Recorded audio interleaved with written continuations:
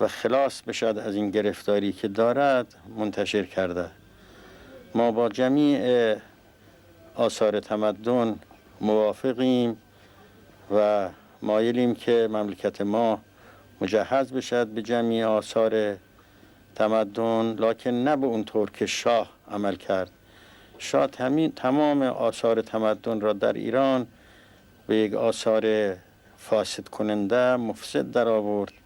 سینماها را محل فساد درست کرد، اخلاق جوانهای ما را فاسد کرد، مراکز فحشا را زیاد کرد، مراکزی که جوانهای ما را عادت به چیزهای باطل مثل هروئین می کند زیاد کرد و ما با اینها مخالفیم.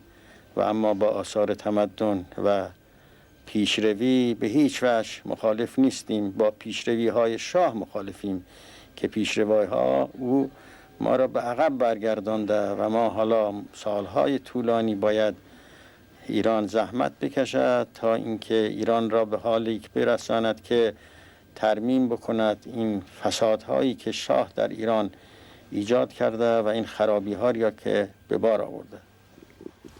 خب این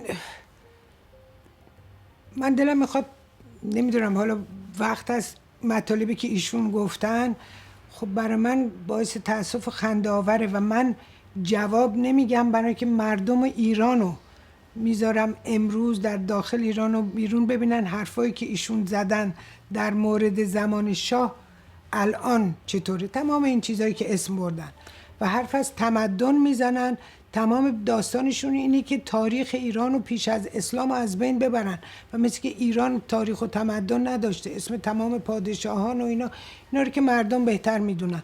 و راستش مدت‌ها من نمیتونستم عکس ایشون رو نگاه کنم تو تلویزیون، الان خب راحت‌تر نگاه میکنم.